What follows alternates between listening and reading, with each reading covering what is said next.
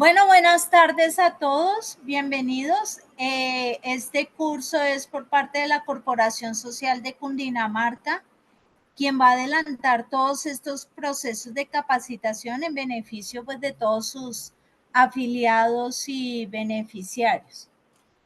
Este curso se va a desarrollar del 14 al 28 de noviembre. Para certificarse es importante que todos tengan en cuenta que deben asistir a un 80% de todas las clases. Igualmente, al finalizar cada una de las clases, mejor dicho, antes de terminar, en el chat se les va a compartir un link. Este link los va a direccionar a un cuestionario que va a tener 5 preguntas relacionadas con la clase. Este cuestionario va a quedar habilitado entre las 4 y las 10 de la noche del día en que se haga la capacitación. Si ingresan a responder la evaluación después de las 10 de la noche, pues esta no les va a reportar nota. Esto para que lo tengan muy presente. Me voy a presentar, mi nombre es Gloria Magdali López. Tengo experiencia de cerca de 30 años trabajando con el tema de gestión del riesgo de desastres.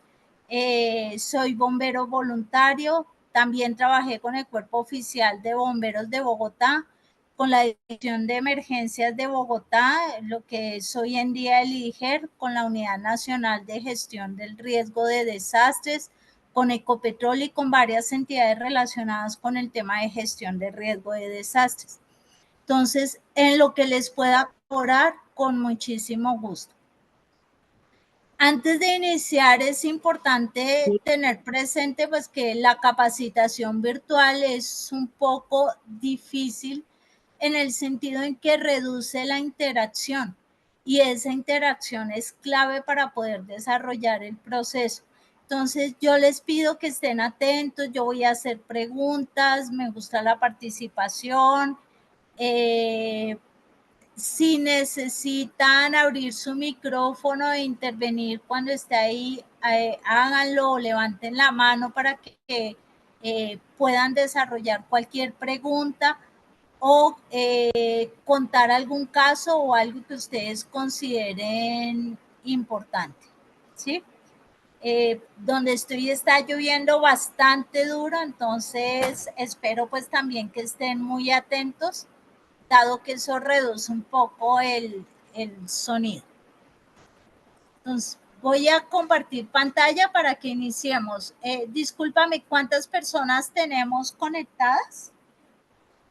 En este momento tenemos 13 personas conectadas. Ok, entonces vamos a dar inicio con el proceso de capacitación. Voy a compartir pantalla.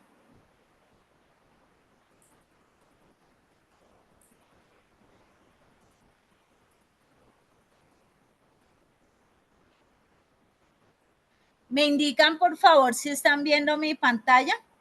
Sí, señora. Dale, perfecto. Bueno, vamos a hablar de algo importante que es la gestión del riesgo de desastres. Y este es un término que ha cobrado importancia como desde que salió la ley 1523, desde esa época hacia acá, porque antes hablábamos siempre de prevención y atención de desastres. Yo creo que ustedes recuerdan, ayer precisamente se cumplieron casi ya 40 años desde que ocurrió la tragedia de Armero, el desastre de Armero, y a raíz de eso en el país se generaron una serie de políticas públicas que apoyaran esa atención de desastres. Y ahí salió el famoso decreto 919, que como que trató de regular un poco el tema y con ese duramos durante muchísimos años. En el 99 fue el terremoto del eje cafetero y eso también generó cambios a nivel de la gestión del riesgo de desastres en el país. Y desde ahí ya comienzan a salir nuevas regulaciones y ya se empieza a hablar del término de gestión del riesgo. Antes era prevención y atención de desastres porque veíamos todo como reactivo, o sea, se presenta una situación y corremos a atenderla. Ahora estamos viendo que esto funciona como un sistema de gestión y al funcionar como un sistema de gestión da por ende que tenemos que hacer un tema de planificación. Por eso la importancia de este tema de la gestión del riesgo de desastres. Y vamos a comenzar a hablar un poco del tema. Lo que vamos a ver entonces el día de hoy es qué es la gestión de riesgo, la ley 1523 y el decreto 2157 y cómo nos regula, lo que es conocimiento del riesgo y lo que vemos ahí pegadito a conocimiento del riesgo, reducción del riesgo, manejo del desastre y de las emergencias y acciones a desarrollar frente a una situación de emergencia, y esto incluye la parte de la activación. Vamos a dar entonces inicio a lo que es la gestión del riesgo. Como yo les mencionaba, este es un proceso que ha venido evolucionando. Entonces ya no esperamos simplemente a ser reactivos o a que se presente una situación para atenderla, sino que se comienza a ir un poco más allá, a tratar de buscar acciones que nos permitan conocer muy bien nuestro entorno y todo lo que nos pueda afectar, entrar a generar planes de acción que nos permita reducir precisamente esos riesgos y poder hacerle un seguimiento y asimismo poder desarrollar acciones de preparación para una respuesta en caso de que el riesgo se materialice. Muchas entidades tienen dudas respecto a lo que es el plan de gestión del riesgo de desastres, respecto a lo que mencionábamos con los planes de emergencia, ¿cierto? Y qué diferencia hay entre el uno y el otro. Ahorita vamos a hablar un poquito más sobre ese tema. Miremos entonces la definición de gestión del riesgo y por qué es tan importante. Entonces, lo primero es que es un proceso social de planeación. ¿Qué significa eso? ¿Sí? Al ser un proceso social significa que todos estamos involucrados en la gestión del riesgo de desastres. No solo las empresas, no solo las brigadas de emergencia, ni tampoco los entes políticos o los organismos de respuesta, sino todos en general tenemos responsabilidad sobre esa gestión del riesgo. Y ese proceso de planeación nos lleva a un proceso de ejecución y de seguimiento y asimismo de evaluación de políticas y acciones permanentes. Entonces, por eso es que estamos hablando de un sistema de gestión, porque estamos planeando, vamos a ejecutar, vamos a hacerle seguimiento y va a haber un proceso de evaluación, tanto de las políticas que generemos como de todas las acciones que estamos desarrollando dentro de todo este tema de gestión de riesgo. ¿Y todo eso para qué? Para desarrollar 3 procesos fundamentales que son los básicos de la gestión de riesgo, que es el conocimiento del riesgo y promoción de una mayor conciencia del mismo, ¿sí? El impedir o evitar que se genere ese riesgo, reducirlo, controlarlo, y cuando ya existe, prepararse para manejar las situaciones de desastre, así como para atender la posterior recuperación. Y esto es algo importante que ustedes deben ver, y es que cuando hablamos de gestión del riesgo de desastres, no solo estamos hablando de cosas grandes, como inundaciones, terremotos, erupciones volcánicas, sino también estamos hablando desde la empresa, cómo aplicamos la gestión del riesgo de desastres. Desde nuestra casa y desde nuestra comunidad, cómo vamos a aplicar esa gestión del riesgo de desastres. Por eso es un proceso social, porque todos tenemos que ver ahí con este aspecto. Si hay preguntas, por favor me indican y las vamos resolviendo a medida que vayamos avanzando. Ahora esa gestión del riesgo de desastres se legaliza al salir la ley 1523 del 2012. E inclusive un poco antes de la ley salieron algunos decretos que permitieron la creación de la Unidad Nacional de Gestión del Riesgo de Desastres y asimismo todos los entes a nivel territorial, o sea, de municipios y de departamentos. ¿Qué nos dice esta ley? Esta ley adopta la Política Nacional de Gestión del Riesgo de Desastres. Entonces, a nivel país se genera ya una política.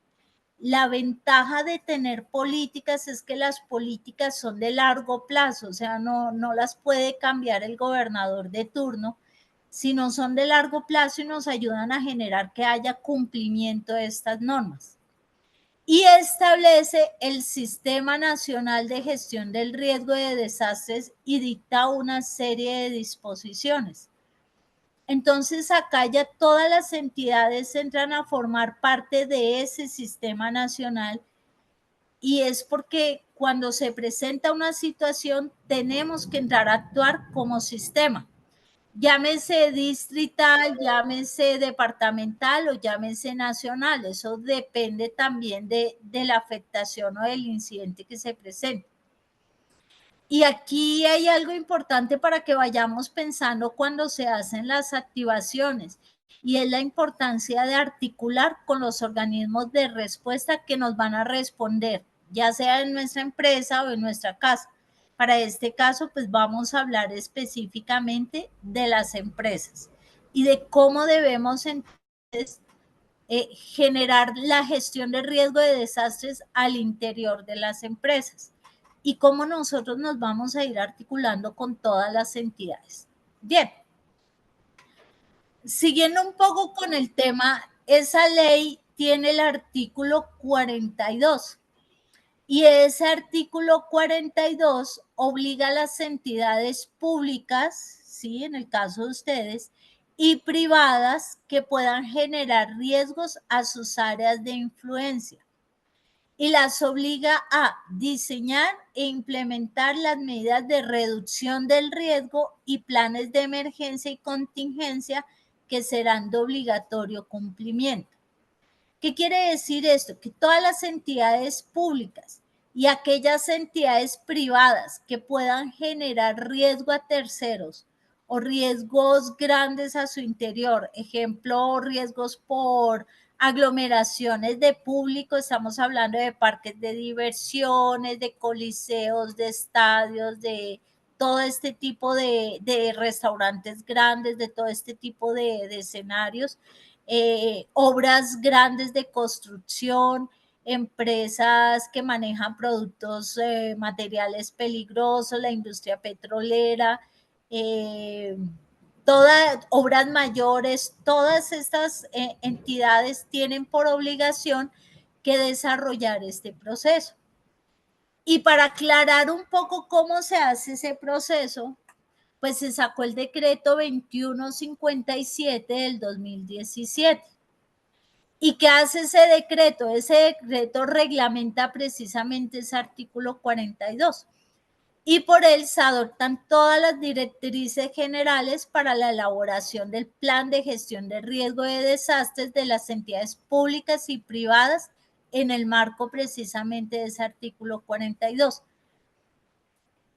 Ahora, ¿esto qué quiere decir? Que esas empresas ya no van a tener plan de emergencia, sino deberían tener plan de gestión del riesgo de desastres.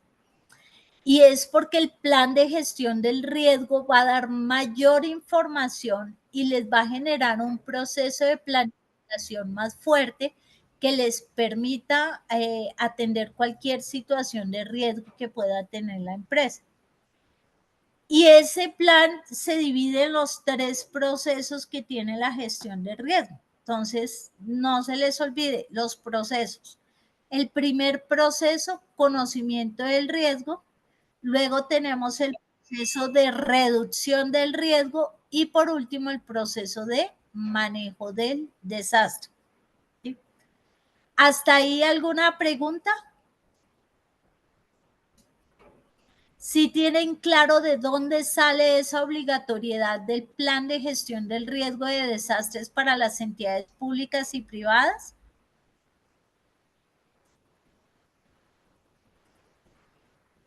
Traten de responder porque quedo yo pendiente si están, no están. Sí, señora. Listo. Ok. Y es importante que lo tengan en cuenta porque seguramente ustedes lo van a tener que hacer o tener dentro de sus áreas. Vamos a hablar entonces del proceso y qué va dentro del proceso de cada uno. Y aquí quiero hacer énfasis en algo. Cuando empecemos a hablar de los procesos, ¿sí? Vamos a ir hablando de lo que va dentro de ese plan de gestión del riesgo dentro de cada uno de los procesos y de lo que ustedes como empresa tienen que tener o como entidad pública, porque es el caso de ustedes, tienen que tener para ese plan de gestión del riesgo. El primer proceso es clave y es el proceso del conocimiento del riesgo. ¿Y por qué es importante? Porque si usted quiere atacar a su enemigo, tiene que conocerlo muy bien para saber cuál es su punto débil, ¿cierto?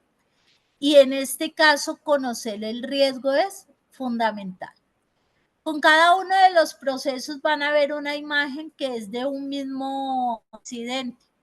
Aquí tenemos un ducto, es un ducto de cableado de fibra óptica y todo lo que es cableado de telefonía y eso. Un trabajador entró a ese ducto a revisar el cable, estaban haciendo una depuración de cableado y pasándolo por esa canasta que se observa ahí. Y un elemento, un tubo, bajó desde un piso superior y le entró, le penetró en el casco y le generó un trauma craneoencefálico. Obvio, no voy a mostrar el paciente, pero sí un poco el panorama y lo que ocurrió ahí para que ustedes van haciéndose una idea. Este es el caso de un incidente y vamos a ir cogiendo ese caso y lo vamos a ir siguiendo.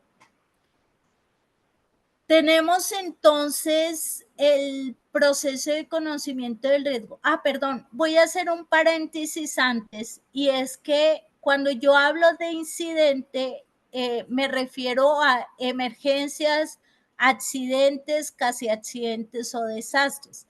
Lo que pasa es que en sistema comando de incidentes, la palabra incidente encierra todo. Entonces, porque yo sé que a nivel de seguridad y salud en el trabajo, de pronto el término incidente suena como algo que no se materializó totalmente o que no pudo ser tan grave. Pero para que tengan relación, cuando hablo de incidente me refiero a todo en general, sea accidente, sea emergencia, sea desastre o cualquiera de toda la terminología que se utiliza. Y la razón es porque a nivel de gestión del riesgo, cuando hablamos de este tipo de cosas, nos referimos a incidente que como que cubre todo, porque es la terminología en sistema comando de incidentes. Eso como paréntesis. Bien, ahora hablemos del conocimiento del riesgo. Dice, en él se describe la organización y todas las condiciones generales del riesgo, ¿no? Y hace todo el tema de análisis de riesgo y vulnerabilidad que permite identificar las prioridades de intervención. En pocas palabras, ¿qué vamos a hacer aquí? Todo el análisis de riesgos, ¿cierto? Definir la vulnerabilidad, ver qué nos puede afectar y conocer lo que nos puede afectar. Y asimismo poder definir qué acciones de intervención vamos a desarrollar. Teniendo en cuenta el contexto y el caso que les acabo de contar y con esa imagen, ¿quién me quiere indicar qué riesgos ve ahí? Los escucho. Vamos, la participación aquí es súper importante también para conocer cómo están viendo el tema.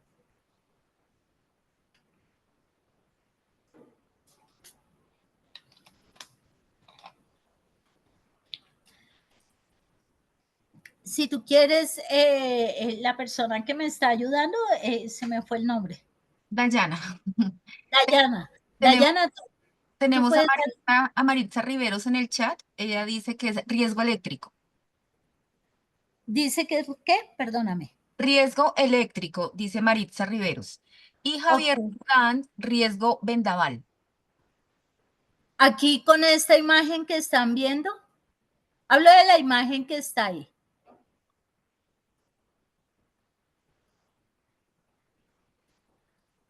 Hablábamos de riesgo eléctrico. Bueno, no veo el tema del vendaval, pero sí quiero que me cuenten un poco sobre la imagen. Dice, Estamos hablando sobre la imagen, señora. dice Julie Rocío Pachón, riesgo estructural. Muy bien, riesgo estructural. ¿Qué más? Tranquilos, no tienen que saber necesariamente de seguridad y salud en el trabajo y tratar de clasificar los riesgos. Eh, Cuéntenos qué ven ahí. Jesús ¿Qué creen? Alexander Clavijo comenta Sí. caída a siguiente nivel, supongo, caída a siguiente nivel. Ok, muy bien, es un ducto y puede haber caída, perfecto. Pues, Escucho a alguien por ahí, cuéntenme, ¿qué más pueden ver ahí? buenas tardes.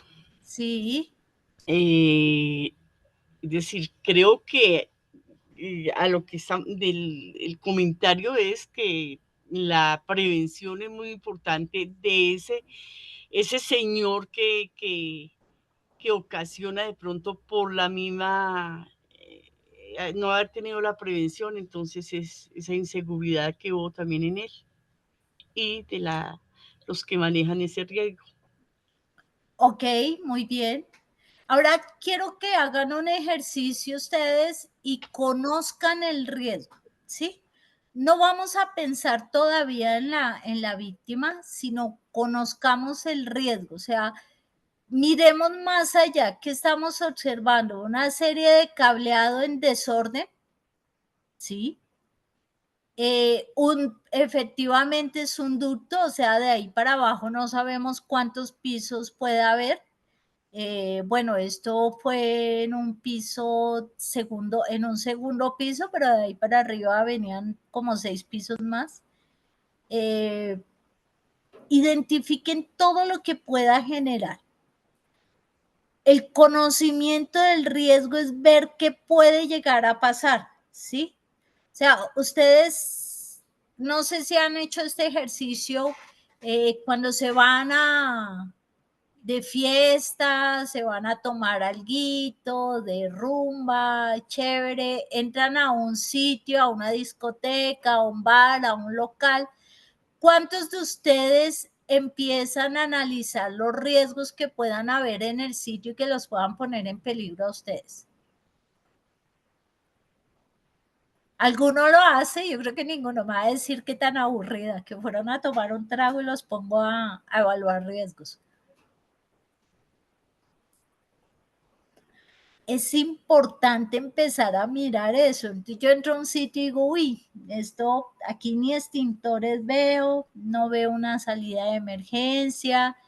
¿Qué pasaría si algo se presenta por donde salgo? Es mejor hacerlo en sano juicio porque ya después ni me acuerdo de nada. O sea, hay que comenzar a mirar todo eso. El conocimiento del riesgo nos invita a conocer nuestro entorno y a saber en dónde estamos, a qué riesgos podemos estar expuestos, qué nos puede pasar. Y eso es lo que están viendo Gloria, en la... Señora, Gloria, qué pena, se te fue el sonido. ahora sí, hola, ¿me oyen? Hola, hola, hola, hola, hola, hola. Sí, señora, aquí sí se ¿Ya? escucha. Sí, Ah, sí se ok, escucha, sí se escucha. ya me estaba asustando. Bien, ahora sí. Entonces, la invitación es a conocer qué nos puede llegar a afectar en nuestro entorno. En el caso nuestro es nuestro entorno laboral, ¿sí? Eh, si hay mucho material combustible, si la oficina donde trabaja maneja materiales peligrosos, si vemos conexiones eléctricas en mal estado, todas esas cosas que en algún momento se pueden convertir en un peligro para nosotros. Eso es lo que debemos pensar en ese conocimiento del riesgo. Y cuando hacemos ese análisis de riesgo, ¿sí? Entonces vamos a mirar un poquito de lo que es la definición del análisis de riesgo.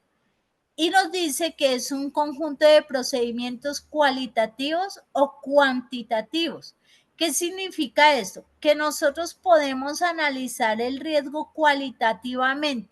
Es decir, yo puedo decir, esto se puede presentar o esto es algo que nunca podría llegar a pasar aquí. Y si se llegara a presentar podría tener una afectación muy alta o por el contrario la afectación podría ser baja. Digamos que ese análisis cualitativo es un poco más subjetivo porque es de la visión de la persona que está haciendo la evaluación, basado en algunas matrices que les da una orientación. Y cuando hablamos de cuantitativos, es que son modelos matemáticos que nos permiten hacer ese análisis de riesgo. Y esos modelos matemáticos se aplican sobre todo en lo que son los riesgos industriales, ¿sí? Ejemplo, la industria petrolera utiliza varios software de tipo matemático que les permitan analizar los riesgos. Ese análisis de riesgo se hace en forma sistemática, entonces vamos a irlo haciendo paulativamente hasta llegar a terminar con un análisis que nos dé una información. Ese análisis nos debe permitir evaluar la probabilidad de ocurrencia de un evento amenazante, o sea, saber si ese evento amenazante se puede presentar o no. Y aquí tomo un ejemplo. Un terremoto en Bogotá. ¿Ustedes creen que es posible que haya un terremoto en Bogotá con una destrucción seria en la ciudad? ¿Qué cree? Sí. Sí, señora. Sí, ¿Alguien claro. dice que no? ¿Todos están de acuerdo que sí? Sí. Claro que sí. El hecho de que hace aproximadamente un poco más de 100 años no haya habido un terremoto en Bogotá y nosotros, porque no creo que aquí haya alguien que tenga más de 100 años, lo haya vivido, no significa que no vaya a ocurrir, porque sí ha ocurrido. En Bogotá han habido terremotos de hasta 7 grados sobre la escala de Richter, terremotos superficiales y con gran afectación en la ciudad. Lo que pasa es que si miramos el terremoto de 1917, ¿sí? Que fue el último que ocurrió en Bogotá, en esa época las construcciones, el tamaño de la ciudad, a cómo está la ciudad hoy en día, si se repitiera ese terremoto, seguramente la afectación sería muchísimo mayor y podríamos llegar a tener un evento bastante grave, ¿sí?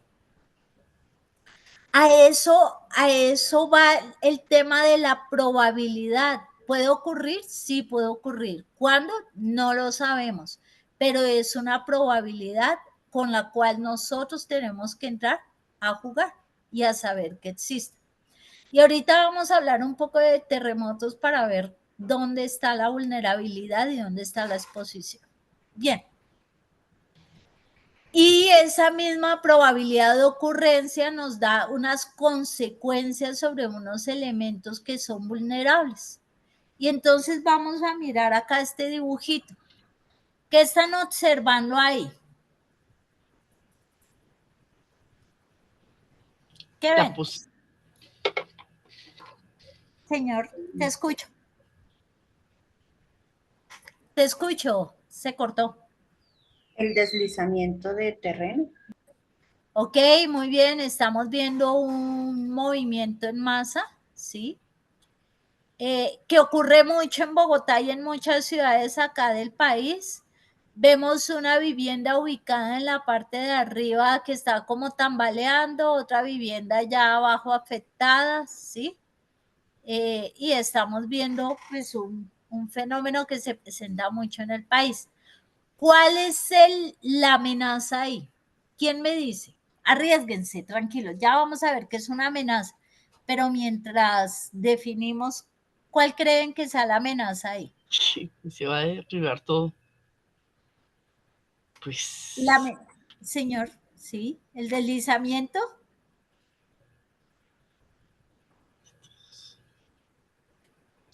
la Por Las amenaza. avalanchas. Ok, la amenaza puede ser la avalancha, ese deslizamiento, ese terreno inestable es la amenaza, muy bien. ¿Cuál creen ustedes que sea la vulnerabilidad ahí? La construcción. Muy bien, la Las vivienda. viviendas. Exactamente, la vivienda construida en un sector de riesgo.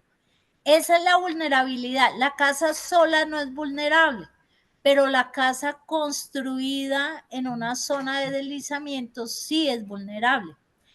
¿Y cuál creen que sean los elementos expuestos ahí? Los elementos vulnerables. Sí. Y sus ¿Quiénes se van a consecuencias ver también. afectados ahí? Las personas que viven ahí. Las personas que viven. Exactamente. Esos son mis elementos expuestos. Esas viviendas y por ende las personas, los animales, todo lo que vive en esa zona. Entonces, basado en eso, tenemos que la amenaza es precisamente ese terreno que se puede deslizar, ¿sí? Los elementos expuestos son esas viviendas y por ende las personas que viven ahí.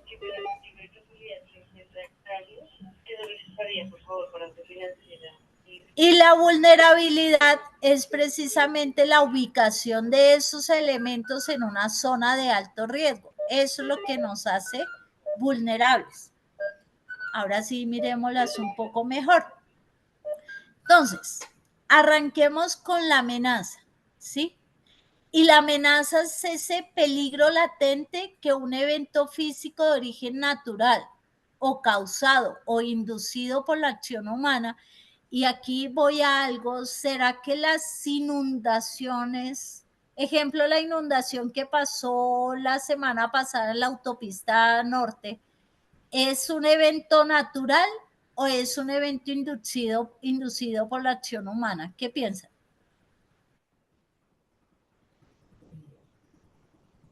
Inducido por la acción humana, por tantas construcciones que están haciendo. Claro que sí, construyeron sobre el humedal, sobre una zona de inundación natural. Y tarde o temprano la naturaleza siempre recupera su espacio. Y eso es lo que pasó. Entonces, vamos a encontrar que la amenaza, la tenemos ya natural, y cuando hablamos de natural hablamos de los terremotos originados por las fallas geológicas, hablamos de los volcanes, hablamos de los cambios climáticos, alteraciones climáticas como huracanes, vientos fuertes, tormentas eléctricas, ¿sí? Temporadas fuertes de lluvia. En este caso hablamos del fenómeno del niño, el fenómeno de la niña. Hablamos también causadas por el hombre, ejemplo, las manifestaciones, los atentados terroristas, todos los temas de acción tecnológica, incendios, materiales peligrosos, todo eso que se causan por el hombre o inducidos por la acción humana. Entonces, hay muchos fenómenos generados por la acción humana que se producen por el mismo cambio climático. Los incendios forestales no son tan naturales como pareciera, muchos son creados por quemas no permitidas o por basuras o por una cantidad de elementos. Los deslizamientos también, porque la montaña debilitan la montaña con las construcciones, entonces eso facilita que se presenten esos fenómenos de remoción en masa. Y todos esos es lo que genera esas amenazas o esos peligros. Ahora, aquí estamos hablando de un tema general y amplio de peligros, pero yo también puedo aterrizarlo un poco hacia la empresa. Cuando hablo de temas eléctricos, porque tengo cableado en desorden, cableado suelto, tomas no adecuadas, no aseguradas, bueno, una cantidad de cosas. Cuando las oficinas no tienen normas, no cumplen con normas sismorresistentes, cuando las oficinas no cuentan con, o perdón, tienen demasiado material combustible en la oficina, hay desorden, hay basura, hay demasiada gente. O sea, todo eso son aspectos que van a poner en peligro, que van a generar precisamente esa amenaza y pueden generar en incendios, pueden generarse en inundaciones, pueden generarse en colapso de estructuras, en accidentes personales, bueno, en una cantidad de cosas. Entonces ahí estamos viendo esa amenaza o peligro, ¿sí? Esa amenaza se presenta con una severidad suficiente para causar o pérdida de vidas, lesiones u otros impactos a la salud, así como también daños y pérdidas en los bienes, en la infraestructura, en los medios de sustento, en la prestación de servicios y en los recursos ambientales. Todo eso es una amenaza. En la foto pasada, la del ducto, ¿cuál era mi amenaza? Entonces, al analizarlo encontramos que la amenaza es un ducto que tiene cableado, que está en desorden, que hay basuras en ese ducto, ¿sí? Hay una cantidad de material y se desconoce qué material hay. Esa es mi principal amenaza para esa imagen. Para que lo tengan presente, todas los términos, la terminología que ustedes están observando acá es sacada de la ley 1523. Entonces, si desean consultarla, pueden ir a las páginas de la Unidad Nacional de Gestión de Riesgo, pueden googlear la ley 1523 y ahí la van a tener y va a aparecer toda la información. En temas de vulnerabilidad, entonces, cuando hablamos de vulnerabilidad, hablamos que la susceptibilidad o fragilidad física, económica, social, ambiental o institucional. ¿Me permiten un segundo? Qué pena. Sí, la seguridad. El reporte de emergencia médica pasó día 17. ¿Alguien me puede colaborar? Estoy en una reunioncita y ya termino. Y me cuenta por el WhatsApp.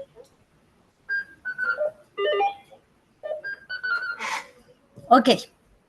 Bien, hablamos de la susceptibilidad o fragilidad física, económica, social, ambiental o institucional de una comunidad para ser afectado. O sea, ¿qué hace que yo me pueda afectar por esa situación, por esa amenaza?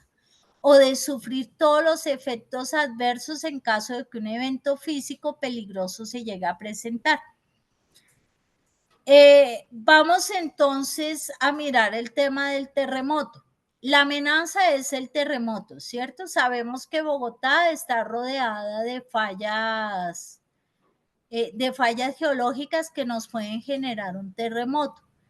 ¿Dónde nosotros nos volvemos vulnerables? ¿Cuándo nos volvemos vulnerables? ¿Quién me cuenta?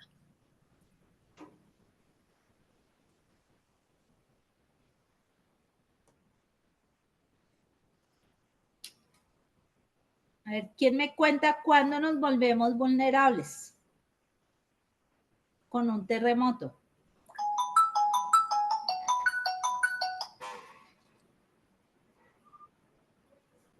Cuando no conocemos las rutas de evacuación, por ejemplo.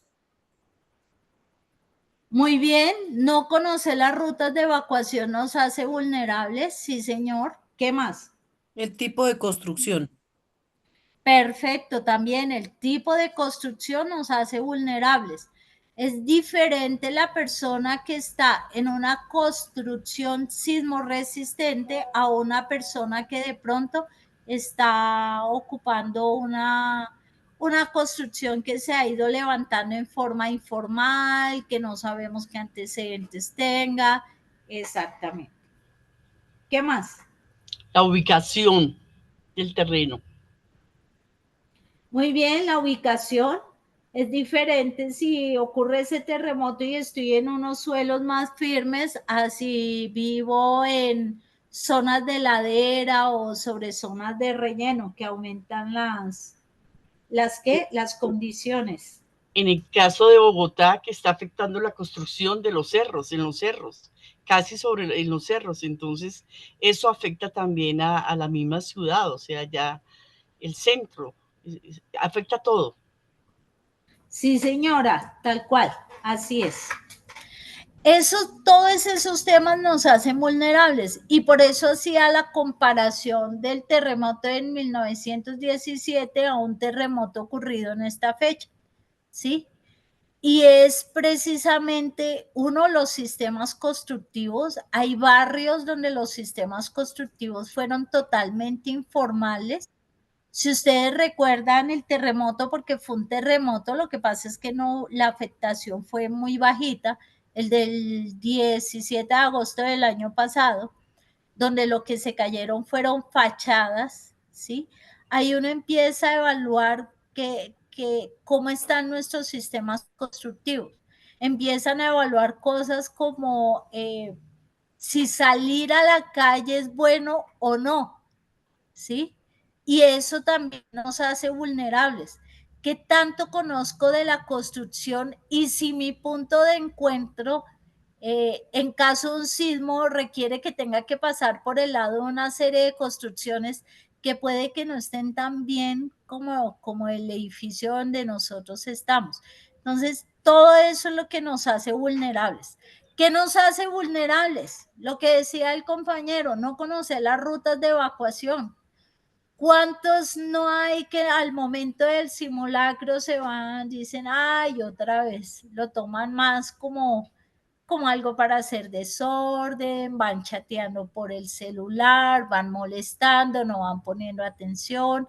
¿Cuántos hay que no conozcan cuál es la alarma de evacuación o que no haya alarma de evacuación o que no tengan un sistema de protección contra incendio, que no existan procedimientos? Todo eso nos hace vulnerables. Por eso la vulnerabilidad siempre la evaluamos en personas, en recursos, en procesos, ¿sí? En personas evaluamos si las personas están adecuadamente capacitadas o no, si están preparadas, si conocen las acciones de emergencia o no, si saben qué hacer al momento de una situación de emergencia. Acá me pasó, yo soy la coordinadora de emergencias de un edificio de gran altura y cuando hablo de gran altura es un edificio que supera los 40 pisos. Y en el sismo no hay que salir y mucha gente trató de salir y evacuar un edificio tan grande y tan alto por la escalera es muy demorado, es complicado y las réplicas los cogieron en la escalera, entonces el susto fue peor, se genera más pánico y todo eso de qué depende de no estar preparados, de no conocer sus planes de emergencia si se divulguen. En recursos, ¿tenemos los recursos adecuados para atender una emergencia? ¿Sí? ¿Tenemos un buen sistema de protección contra incendio? Los extintores sí están recargados, son funcionales. Las vías de evacuación son funcionales, tienen pasamanos, son amplias. Contamos con todos los elementos necesarios. Eso nos hace vulnerables, ¿cierto? Todo lo que son procesos también, tenemos procedimientos, hay procedimientos para la atención de emergencias, procedimientos para para riesgos críticos, hay procedimientos y planes para la continuidad del negocio. ¿Qué va a pasar si las instalaciones se van a ver afectadas? ¿Desde dónde vamos a trabajar? ¿Qué va a pasar si se afectan los equipos? ¿Cómo vamos a manejar la información? ¿Sí? O sea, todo eso es fundamental para que lo tengan presente cuando estamos haciendo una evaluación de vulnerabilidad. Y también hacemos evaluación de vulnerabilidad respecto a las instalaciones. Nuestras instalaciones son adecuadas, tenemos instalaciones que cumplen la norma NSR 10 o por el contrario no la cumplen, esta edificación es muy antigua, todo eso lo estamos evaluando y verificando para establecer pues hasta qué grado somos vulnerables. ¿Cuál creen ustedes que sea el objetivo de evaluar esa vulnerabilidad? ¿Para qué nos servirá?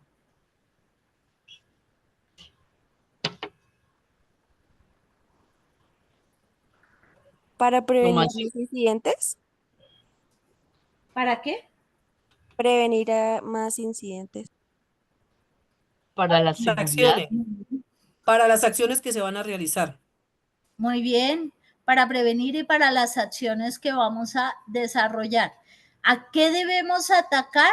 A reducir esa vulnerabilidad. ¿Sí? Eso es lo que debemos hacer, reducir la vulnerabilidad para evitar vernos afectados. Y ahora la exposición. Y en la exposición era lo que hablábamos respecto a los elementos expuestos.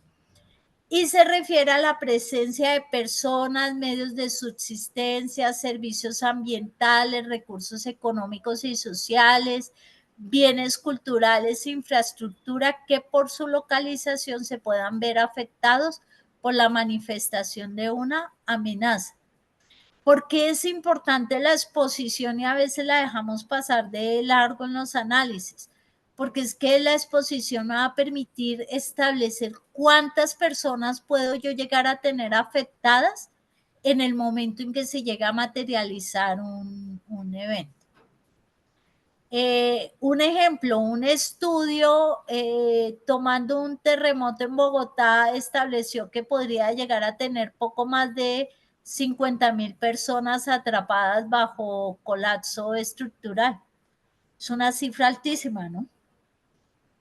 Entonces, y esas personas seguramente van a ser heridos. Entonces, ¿será que tenemos la capacidad de respuesta para 50,000 heridos en un momento dado? Acuérdense que Bogotá es una ciudad con cerca de 10 millones de habitantes. Eso es la exposición. Entonces, cuando uno estudia temas de gestión de riesgo, no solo se mira la vulnerabilidad, sino qué tengo expuesto, qué se me puede afectar, cuántas casas, cuántas personas viven en esas casas. Si es mi entidad, mi empresa, ¿qué se me puede afectar? ¿Cuántas personas tengo en horario laboral trabajando? Y si se llegara a presentar una emergencia en el día, ¿cuántas personas podría llegar a tener afectadas? ¿Qué recursos económicos se me pueden afectar? Porque eso me va a determinar también acciones de continuidad del negocio y acciones de recuperación de infraestructura, de personal, de recursos, de todo eso.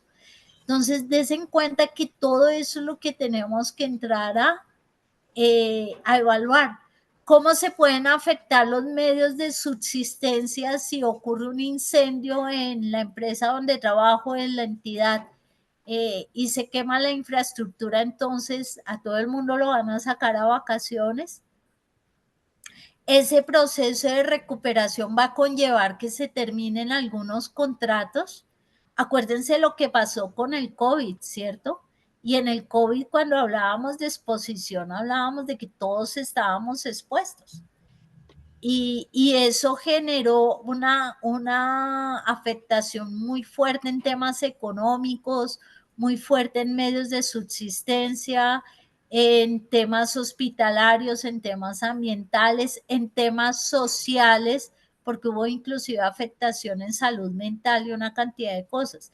Entonces, todo eso es lo que nos conlleva la exposición y es importante tenerla en cuenta cuando uno comienza a revisar y hacer estos análisis de riesgos.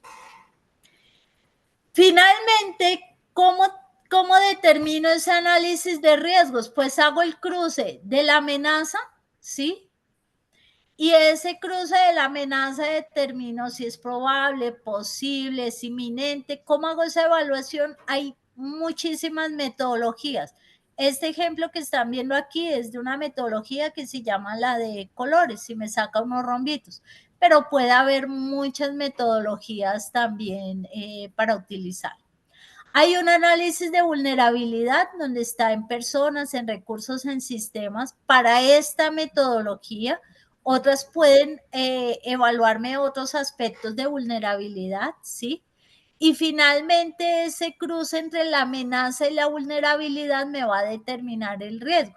Y eso me va a determinar si voy a tener un riesgo bajo, un riesgo medio o un riesgo alto. Y eso también depende de la metodología que yo trabaje.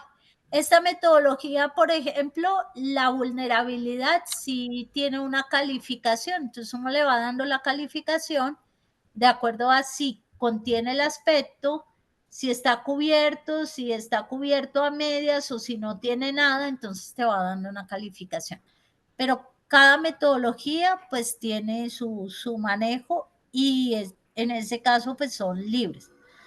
Ahora, ¿para qué me sirve esto? Pues para determinar todas esas amenazas que yo puedo llegar a ver en riesgo medio, en riesgo alto y definir acciones.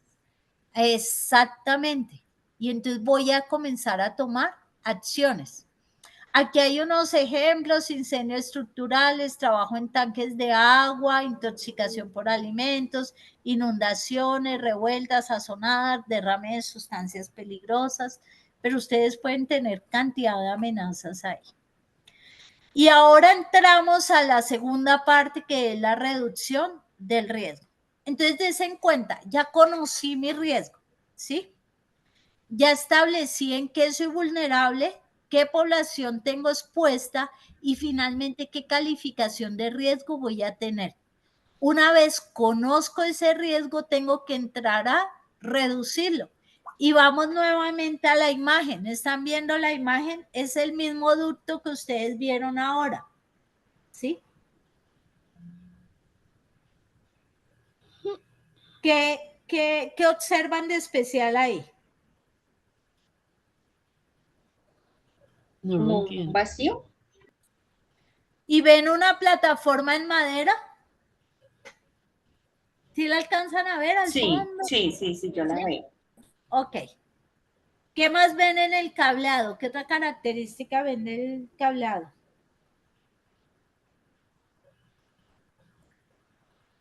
Yo no veo nada. ¿El cableado está organizado? Se los explico, de pronto no alcanzan a ver algo. Ok, No, aquí está el está en cableado. desorden y pareciera que está como pelado. Ok, aquí está el cable. Está un poco más organizado, pero todavía no está terminado totalmente, porque esto debería ya ir por esta bandeja. Mi O sea, no cursor, tuvo ¿sí lo ven? mantenimiento. ¿Qué hicieron? ¿Qué se hizo para reducir el riesgo? El riesgo era la caída de elementos, porque como estaban limpiando y sacando la basura, imagínense un edificio antiguo donde antes pasaban cables de teléfono, telefonía fija, que era por cableado, en tubería y todo eso. Entonces, ¿qué es lo que hacen ellos? Se construye esta plataforma para evitar que cualquier elemento que se suelta allá arriba caiga sobre los trabajadores que están haciendo la parte de abajo. Entonces, hicieron como esa protección, ¿sí? Después del accidente que les conté. Entonces, ¿qué significa esto?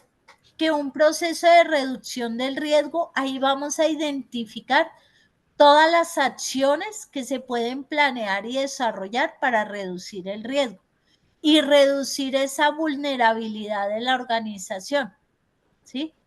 Aquí también habla de un término que de pronto han escuchado mucho y se llama aceptabilidad del riesgo y protección financiera. ¿Qué creen que significa eso?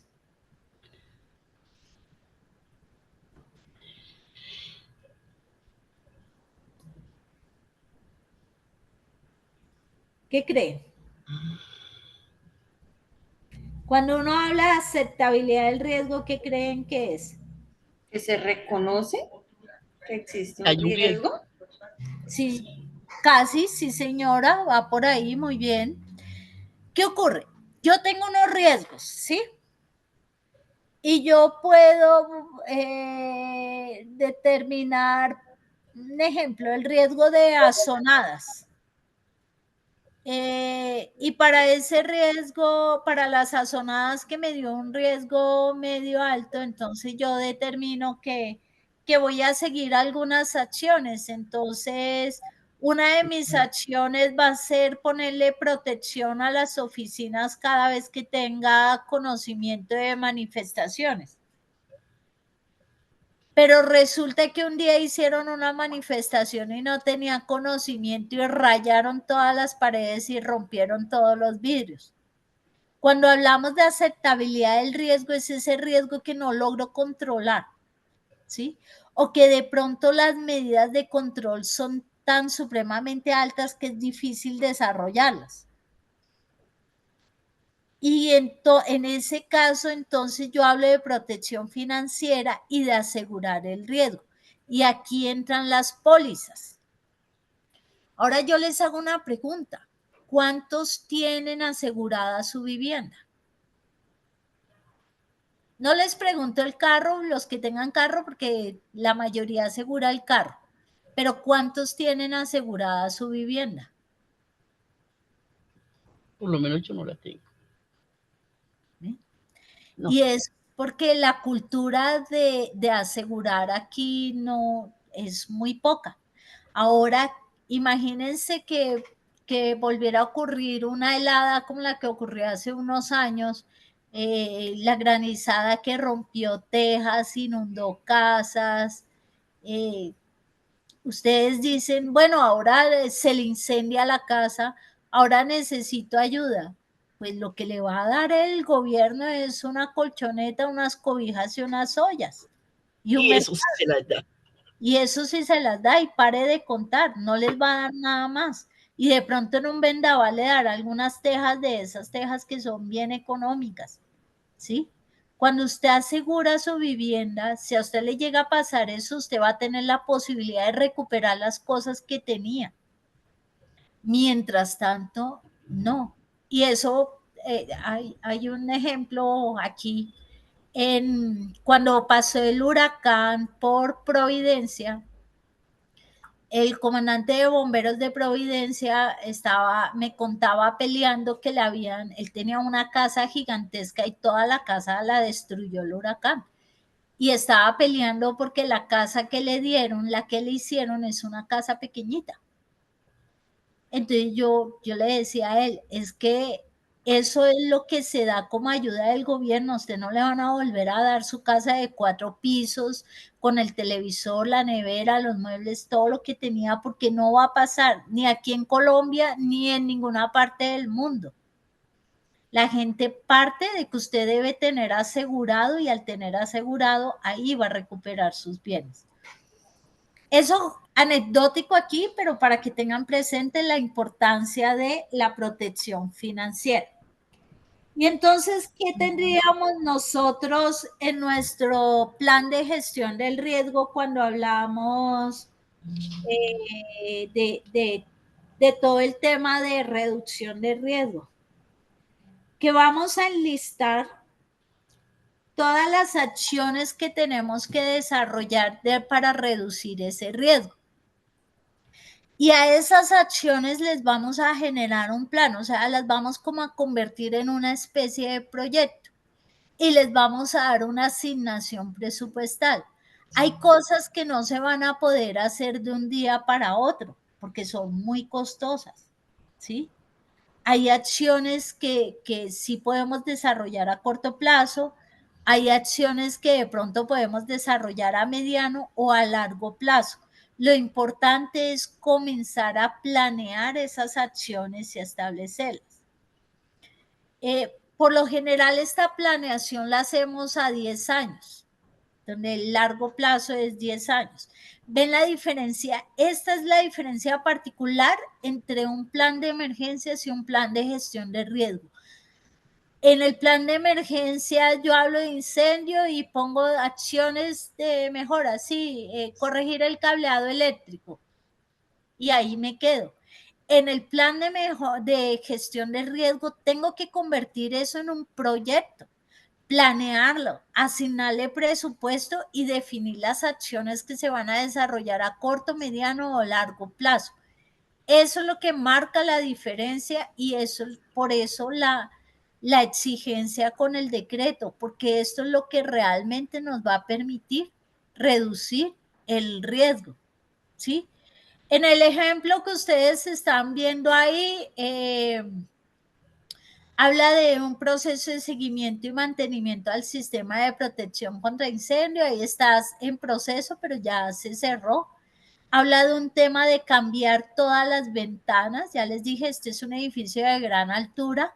Es un tema que está en proceso, pero es un tema que va a largo plazo.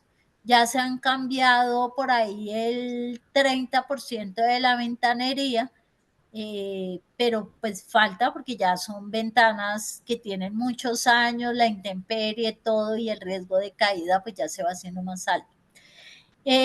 Hacer otra escalera de evacuación es un proceso que se proyectó, se planeó, se le asignó un presupuesto y ya se cerró. Bueno, y digamos aquí es una empresa que tiene plata, no todas las entidades tienen plata, pero hay acciones que podemos ir desarrollando, si son planeadas, se van contemplando. Y en lo público, la planeación es fundamental porque ustedes saben que de ahí dependen los rubros presupuestales, ¿no? Y para temas de seguridad, salud en el trabajo y temas de riesgo, pues también hay que asignar un presupuesto. Entonces, lo que tenemos que decir, mirando cómo lo vamos haciendo. Y el tema de seguros también es clave. Dentro de la reducción del riesgo, contemplar todos los seguros para la organización. Algo importante, la continuidad del negocio. Deben tener procesos de continuidad del negocio. Es súper importante y más si son entidades públicas de las cuales dependen muchos procesos a nivel de gobernación, ¿no? Entonces, esos temas de continuidad del negocio es entrar a analizar qué procesos al suspenderlos pueden ser críticos y cómo yo puedo recuperar esos procesos y entrar a desarrollarlos, a desarrollar esa recuperación o continuar con mi trabajo desde otro punto, tener la información espejo, bueno, una cantidad de cosas para tener. Perdón, Y señora, te escucho. hay una pregunta de la señora Aura del Pilar Sarmiento. Dice, cuando dice se cerró, ¿significa que ya está hecho? Sí, señora, que ya se ejecutó. Entonces, dentro de mi plan, yo voy haciéndole, eso es como un semáforo, ¿no? Yo le estoy haciendo seguimiento a los proyectos. Hay un proyecto, por ejemplo, de reforzamiento estructural que quedó ahí como en veremos. Ese proyecto sigue abierto y va a seguir abierto en el plan, ¿sí? Porque ya está planteado, se le hizo una asignación presupuestal inicial, pero digamos que quedó corta esa asignación para todo lo que hay que desarrollar en un tema de reforzamiento estructural. Entonces, se está esperando para otra nueva reasignación de presupuesto, pero así voy llevando los proyectos. Ahora pasemos al manejo de la emergencia o del desastre. ¿Y qué es? Describe el marco de actuación para la administración de la emergencia, los niveles de toma de decisiones y las acciones que facilitan la coordinación interinstitucional. ubica el plan de evacuación y los procedimientos operativos normalizados. Y aquí vamos a lo que también tenía el plan de emergencia. Un plan de emergencia bien hecho, ¿no? Porque encuentra uno planes de emergencia que son copy-paste o que ya es un formato, no van un poco más allá del formato establecido por la ARL. Y hay que ir un poco más allá porque las cosas hay que aterrizarlas a las condiciones reales de mi organización. Ese manejo de la emergencia tiene dos partes. Una que es la de preparación para la atención. Bueno, tres. Preparación para la atención en sí y la recuperación, ¿sí? Entonces, yo tengo que prepararme para atender y tengo que prepararme también para recuperar. En la foto es la imagen de ya el rescate del señor que se accidentó y la atención a ese paciente, al del ducto que hemos venido siguiendo. ¿Qué deben tener ustedes presente? Uno, los niveles de toma de decisiones. No es lo mismo si en mi organización tengo un paciente, ejemplo, ahorita me llamaron por un paciente y yo pregunté qué tenía y era un caso que podía atender el brigadista.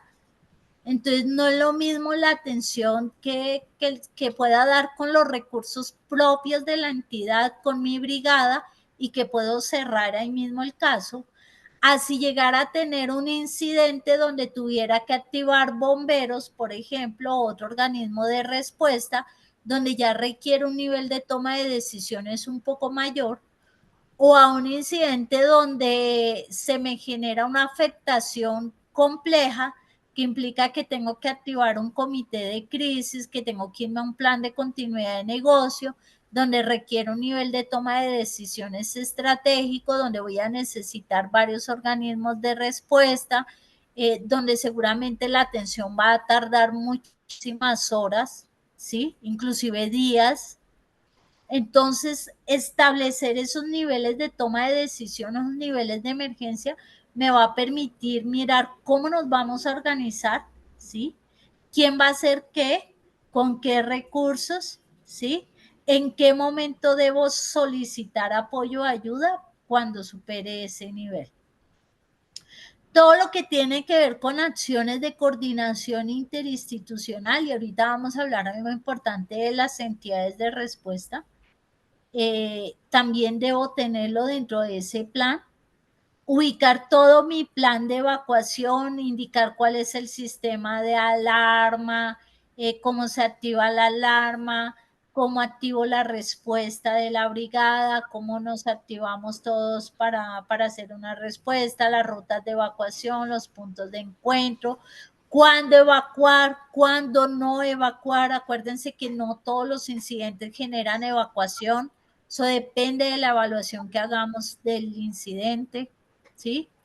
Tener los procedimientos operativos normalizados, entonces a los riesgos más críticos identificados, generen procedimientos, qué hacer en caso de incendio, qué hacer en caso de sismo, todo el proceso, cómo se va a realizar, en caso de azonada, en caso de inundación, bueno, de acuerdo a lo que ustedes tengan. Todo eso va dentro del manejo de la emergencia. Y en ese manejo de la emergencia, pues hay unas acciones que debemos contemplar, ¿sí? Y estas deben ser contempladas en el plan de emergencia o en el plan de gestión del riesgo y deben ser conocidas por todos. La primera es cuáles son los procesos de detección y de alarma con que cuenta la organización. Tenemos sensores de humo, y esos sensores de humo están electrónicamente conectados como a un panel de control donde identifico dónde se activan. O mi sensor de humo es el que compro en Home Center, que también es válido y también sirve, solo que va a generar un sonido agudo en caso de detectar humo.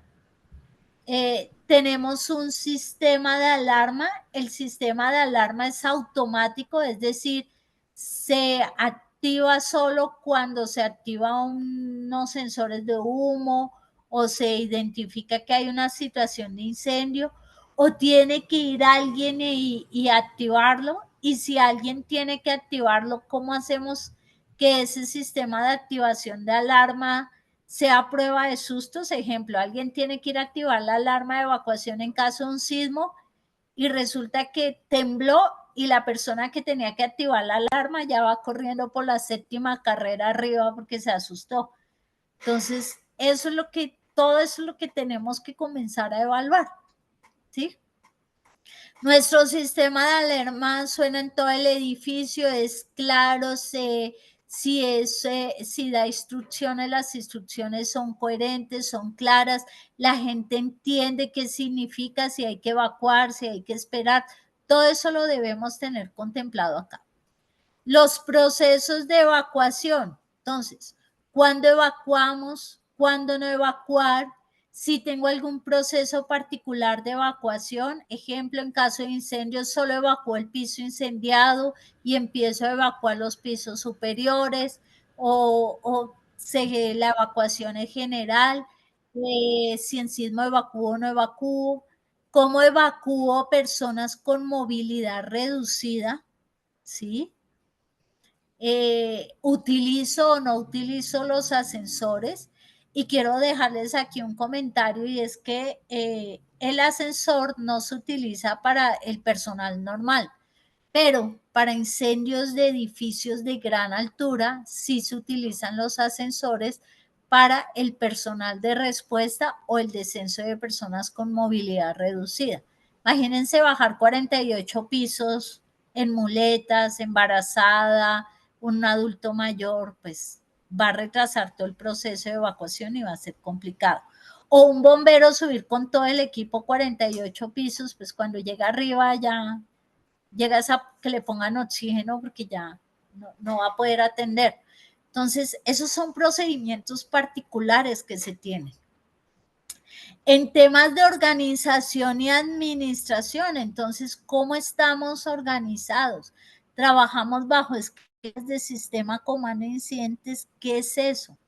¿Cómo nuestra empresa o nuestra organización se articula con los organismos de respuesta al momento de una emergencia?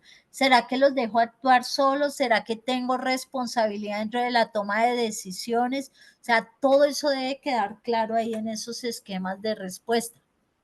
La aplicación de los procedimientos operativos normalizados. ¿Qué hago si tengo un paciente? ¿Qué hacer si hay un incendio? En fin, si hay un sismo, todo eso debe quedar en procedimientos, y los procedimientos deben ser conocidos por todos. ¿Cómo se evalúa el incidente y el cierre que se le hace a ese incidente? Que es ese otro problema que tenemos. Y es que pasan las emergencias y no las evaluamos. Nos quedamos con que, sí, la atendimos, no pasó nada, no hubo heridos, bueno, le echamos un poquito de pintura y ya solucionado el problema, pero hay que entrar a evaluar realmente, evaluar qué pasó, por qué pasó y cómo atendimos esa emergencia.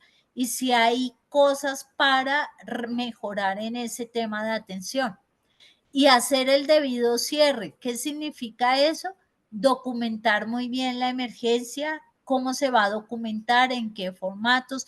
Todo eso debe estar dentro de nuestro sistema de gestión de calidad y dentro de todo el plan de gestión de riesgo. Y todas las acciones de mejora y de preparación al personal. Entonces, identificamos que en caso de evacuación, si hay un incendio, todo va a quedar oscuro y la gente no sabe cómo desplazarse y encontrar la salida de emergencia en la oscuridad. No saben salir de la oficina, porque la oficina son una cantidad de cubículos. Entonces vamos a hacer un ejercicio dentro de la oficina para que ellos la reconozcan y puedan ubicar sus salidas de emergencia. ¿Alguna pregunta ahí?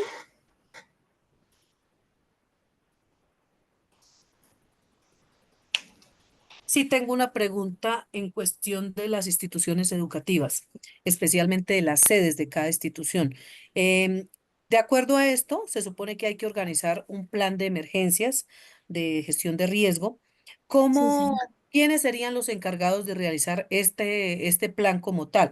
¿Alguna persona que tiene muy clara la legislación, la ley, apoyado obviamente por la comunidad, o la responsabilidad queda directamente en los docentes? Es que la responsabilidad es prácticamente de todos, pero sí es clave que deba tener el plantel educativo y es una persona conocedora de seguridad y salud en el trabajo y conocedora de gestión del riesgo que les permita elaborar precisamente ese plan, ¿sí? Con apoyo de los docentes, porque es que los docentes tienen la información y esta persona lo que tiene que hacer es coger esa información y convertirla en los análisis de riesgos, en los procedimientos operativos, en todas las acciones y generarles un plan de preparativos. ¿Qué es ese plan de preparativos? Es cómo se van a preparar o entrenar para atender cualquier situación de emergencia, inclusive para administrar una emergencia. Y cuando me refiero a las acciones de todos es que van inclusive los mismos estudiantes, los padres de los estudiantes, la comunidad, porque tienen que conocer ese plan de gestión de riesgo, tienen que participar activamente de los simulacros y de los ejercicios que se desarrollan. Y es más, voy a ponerles un caso interesante. Volvamos nuevamente a la inundación ahorita en la autopista norte. ¿Ustedes vieron quiénes resultaron más afectados con esa inundación? Los niños Sí. de unas instituciones. Sí, señora, tal cual. Y seguramente si vamos a mirar el plan de emergencias, el plan de gestión de riesgo de esos colegios, nunca contemplan una inundación en la autopista norte porque a lo mejor la zona de inundación les queda lejos del colegio. Pero sí van a verse afectados. Entonces, por eso cuando me refiero que uno tiene que mirar un poco más allá, es ver, tengo rutas escolares, tienen que cruzar por esta zona y esta zona tiene antecedentes de inundación. ¿Qué pasa si el bus queda atrapado ahí en una inundación con todos los niños adentro? ¿Cómo los recupero? ¿Cómo saco a esos niños de ahí y a dónde los llevo para garantizarles que tengan bienestar, ¿cierto?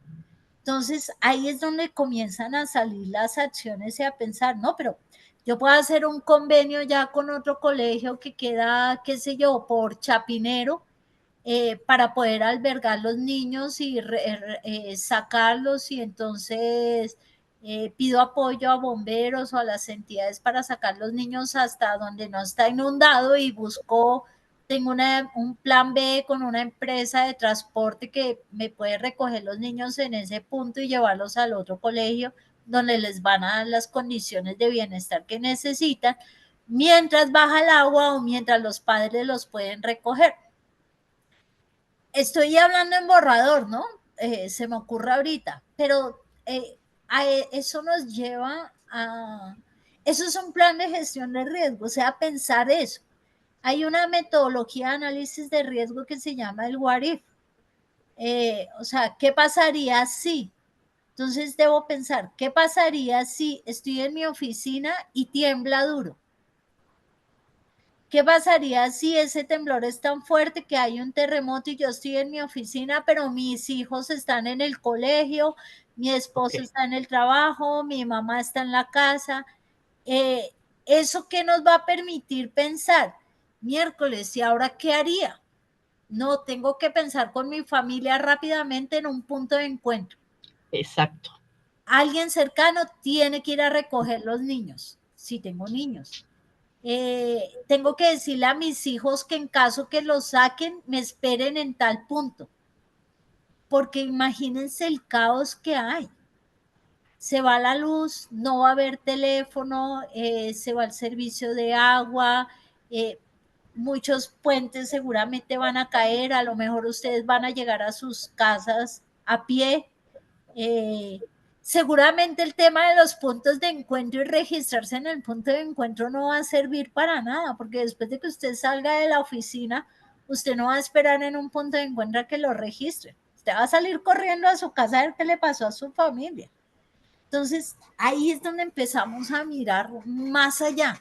Y al ver más allá es que estamos tomando acciones y estamos pensando. Miren, yo tengo, mi mamá tiene 80 años, está enferma, a veces no se acuerda de las cosas. ¿Será que la voy a exponer a una ciudad fría que no va a tener agua, que no va a tener luz, que no va a haber comida, que va a haber caos?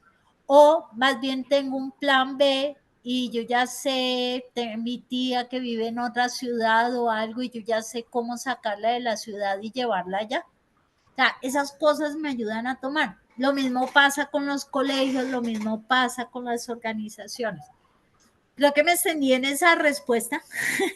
Terminé diciendo otra cosa. Es muy importante tener en cuenta también cuando hay accidentes, como el manejo, que es importantísimo, de la persona como tal, que cómo debe esa emoción tratar de mirarla como, no digo tranquilizarse porque nadie está tranquilo en una situación de esas, pero sí tenemos que tener en cuenta como ese manejo de la respiración, de cómo me debo estar, porque hay cosas que pasan y los mismos nervios nos llevan a detonar una situación más grave aún de la que estoy en ese momento viviendo. Claro que sí, y lo que acabas de decir es muy importante, y eso va también dentro de todo ese tema de preparación para la respuesta. Conocer, digamos que es sencillo porque es hacer análisis, es preguntarnos, es mirar un poco más allá con ojos de detective para establecer todo lo que pueda pasar. Reducir también porque es generar proyectos. Digamos que lo más difícil de reducir es convencer a los jefes o a los responsables del presupuesto que hay que hacer inversiones, ¿cierto? En temas de seguridad. Pero el manejo es complejo. Y el manejo es complejo por lo que acabas de decir, porque la gente va a sentir una responsabilidad al tener un paciente y tener que atenderlo, ¿sí? Va a tener que asumir una posición de liderazgo y de toma de decisión para poder orientar un proceso de evacuación bajo condiciones extremas. Tomen referencia el caso de lo que pasó en el atentado del Club del Nogal. ¿Recuerdan ese atentado? Los que vieron el tema. Sí, lo recordamos con una gran tristeza que esto que haya sucedido. Sí, claro. Señora. Ahora imagínense el siguiente escenario. Usted es brigadista, ¿sí? Tiene su trabajo, vamos a hablar de los meseros. De pronto suena una detonación que los aturde a todos y lo aturde también a ustedes como brigadistas. Ahora tienen una responsabilidad enorme y es bajar a una cantidad de personas, ¿sí? Que no conocen el plan de emergencias porque fueron únicamente a comer, a la piscina, a hacer ejercicio, ¿sí? No conocen el plan de emergencias, que no saben qué hacer y entra una situación de pánico porque no hay luz, está todo oscuro y aparte de eso el ambiente está lleno de humo. Y en toda la mitad del club, la onda explosiva abrió un boquete como en los 3, 4 primeros pisos en toda la parte central. Entonces significa que usted tiene que llevar a salvo una cantidad de personas sin que caigan por ese boquete para sacarlos hacia la salida de emergencia. Esa fue la situación que tuvo el personal del Club del Nogal. Inclusive por YouTube uno encuentra algunos testimonios interesantes. Ese es el papel del brigadista y el brigadista tiene que prepararse para tener la mente tan tranquila. Bueno, tranquila es un decir, digamos que pensar fríamente y poder tomar decisiones y poder llevar todas esas personas a lograr las metas sin generar un accidente aún mucho mayor. Por eso lo que dices es importante. Y a los brigadistas no solo hay que prepararlos en evacuación, control de incendios o primeros auxilios, también hay que prepararlos para manejar esas situaciones críticas, manejar el estrés, ¿sí? Que puede generar una situación difícil. Eso es clave. ¿Alguna otra pregunta?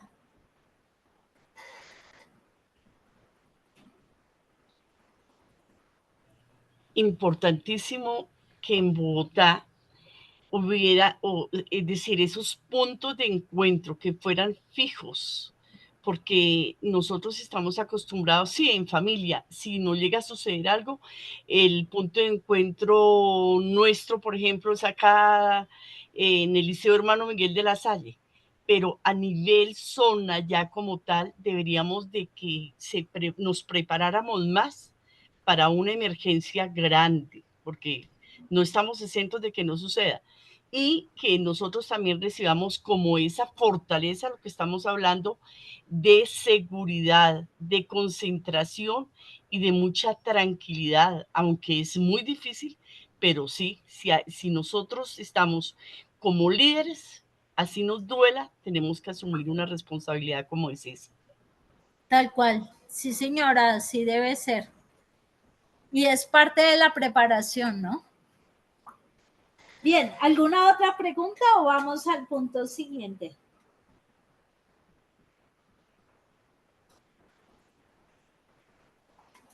¿Nada? Sigamos.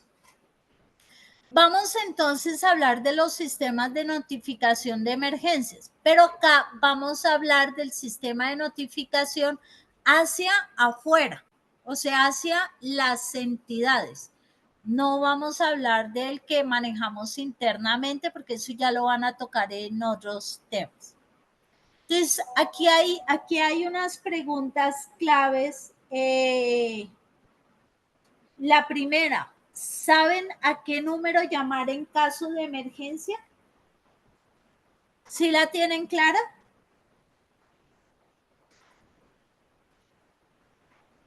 Aquí hay personas fuera de Bogotá, ¿cierto? Sí, señora. Sí, señora. Sí, señora. Ok. Aquí es importante conocer a qué número vamos a llamar en caso de emergencia. Para Bogotá y para Cundinamarca también funciona el 123, ¿sí? Es fácil, lo marcamos y de una vez entramos a la línea de emergencias. Pero si estamos en otra ciudad, es importante averiguar si en esa ciudad también tienen un número único de emergencias, que seguramente también es el 123, o si por el contrario tienen números diferentes. Y es que hay municipios y ciudades en el país donde aún se manejan números particulares para cada entidad.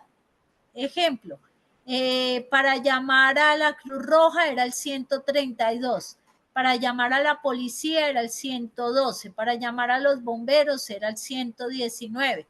Aún hay algunas ciudades y municipios que funcionan así. Entonces es importante conocer si donde estemos está el 123 o hay que conocer algún número particular de respuesta a emergencias. ¿Ustedes saben qué datos deben brindar en caso de una emergencia?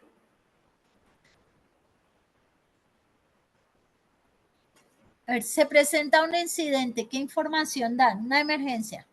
El nombre, la ubicación de donde es la emergencia y pues decir qué tipo de emergencia es.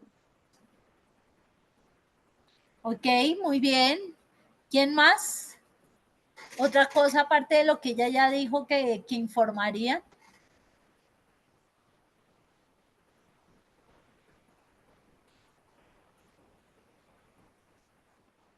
Muy bien, ya vamos a mirar una información importante. Y la tercera pregunta que tienen que hacerse es, ¿cómo podemos mejorar la coordinación con las entidades de respuesta? ¿Saben ustedes cómo se organiza bomberos para atender una emergencia? ¿O la Cruz Roja o la Defensa Civil? ¿En qué momentos ellos van a apoyar? ¿Cuándo sí, cuándo no? ¿Cuándo deberían intervenir ustedes? ¿Qué es eso del sistema comando incidente? ¿Qué preguntas le van a hacer los bomberos si tienen un incendio y llegan a su organización? ¿Qué será lo que le van a preguntar? Todo eso es importante que lo tengamos y lo conozcamos. Vamos a mirar algo para responder. La primera, ¿a dónde llamar en caso de emergencia? Entonces, lo que ya hablamos, identifique si la ciudad donde se encuentra cuenta con número único de emergencias. En Colombia, por lo general, es el 123, pero como les repito, no todas las ciudades funcionan con el 123.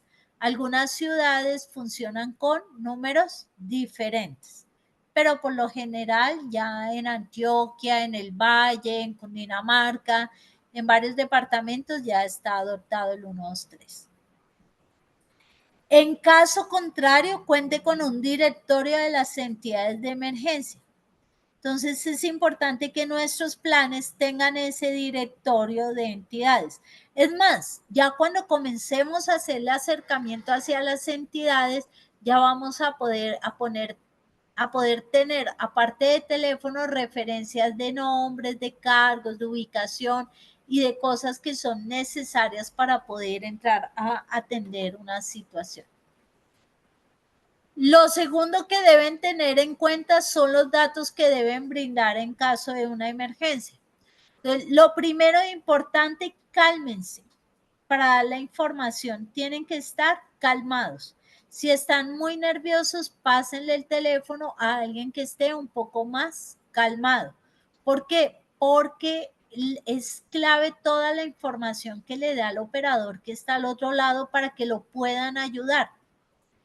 ¿Qué información deben dar? La dirección exacta, ¿sí? ¿Dónde está ocurriendo los hechos? Para que ellos puedan arribar. Inclusive si tienen indicaciones, denles también las indicaciones que les ayuden a poder encontrar más fácil el sitio. Lo siguiente es, ¿qué fue lo que pasó? Se presentó un incendio, tengo una persona accidentada, alguien que se desmayó, ¿sí? Permítame un minuto.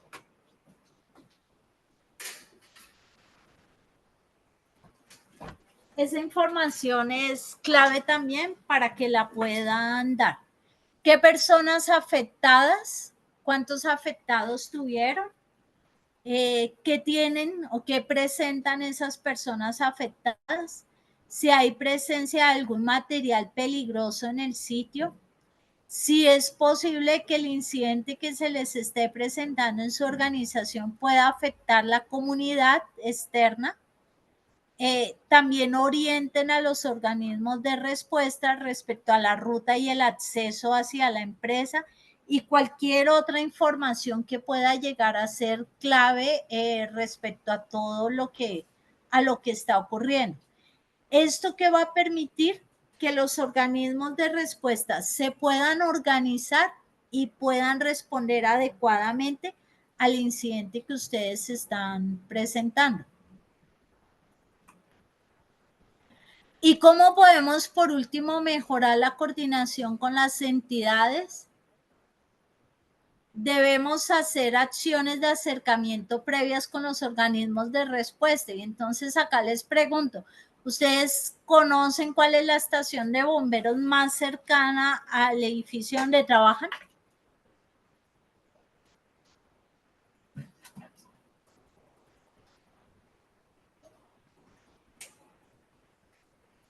¿Sí?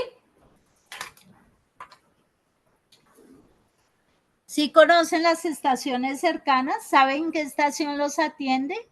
En el caso mío, sí, porque pues en el municipio donde estoy solo existe una. Perfecto. ¿Qué municipio estás? Fusagasugá. Muy bien. Ay, qué clima tan rico el de Fusa, qué envidia. En el caso Muy mío bien. no. ¿Ah? En el caso mío no. O sea, sé que pero no. No tengo concreto ni la dirección, ni ubicación, ni nada. ¿Dónde estás ubicada? Barrio San Miguel Norte, acá en Bogotá. Ok. Qué vergüenza, pero no lo sé. ¿Eso es por qué lado? Eso es por el edificio, por toda la 30 hacia el norte, por la avenida Quito. 30, o sea, la misma avenida Quito. Sí, la 30 después del Movistar por toda la avenida. Ah, del Movistar Arena. Ahí los atiende la estación de Chapinero. Esa estación está como por la 63, con qué le digo yo, como con 9ª, 10ª más o menos. Chapinero, gracias. Es clave, inclusive es para los que están en Bogotá, pueden entrar a la página de la unidad de bomberos, Bomberos Bogotá, Cuerpo Oficial de Bomberos de Bogotá. Ahí aparece la ubicación de las estaciones y como las áreas de influencia de las estaciones. Vayan a la estación, hagan contacto con el jefe de estación, cuéntenles que ustedes desde su empresa, preséntenles el plan de emergencia, invítenlos a conocerla, para que ellos sepan que en caso de una emergencia, qué recursos tienen ustedes y qué riesgos o qué acciones pueden tomar los bomberos que les ayuden a responder. Eso va a facilitar mucho las labores en caso de una emergencia. Esto es diferente a la inspección de bomberos, ¿no? Claro, ellos no van a ir a hacer inspección, sino únicamente para que conozcan dónde pueden parquear las máquinas, qué hidrantes tienen cercanos, si los hidrantes que están cercanos funcionan o no, por dónde pueden hacer el acceso, si ustedes tienen algún material peligroso en la empresa, ejemplo, el ACPM con el que funcionan los generadores eléctricos, todas esas cosas, esa información es clave para los bomberos. Entonces, invitarlos, oír y conocer la estación, inclusive permitirles o decirles a ellos que ir con la brigada, con los trabajadores, que le hagan un recorrido a la estación y conocerlo, eso les va a ayudar muchísimo. Esa es la parte clave para poder hacer esa coordinación con las entidades. Si sabemos qué entidades tenemos cercanas y cómo responden. La Cruz Roja y la Defensa Civil son entidades netamente voluntarias, ¿sí? Su respuesta va a ser más a incidentes un poco más complejos, a menos que ustedes tengan, por ejemplo, la Defensa Civil sí tiene sedes en diferentes puntos de la ciudad, ¿sí? Entonces también pueden contactar con las sedes de la Defensa Civil cercanas en caso de llegar a requerir algo. Pero esto les va a permitir establecer como esa coordinación. Ahora, ¿qué es clave si llegan a tener una emergencia? Por lo general, la entidad de respuesta para incendios, rescates, materiales peligrosos va a ser bomberos. Si es un tema de salud, va a ser la Secretaría Distrital de Salud.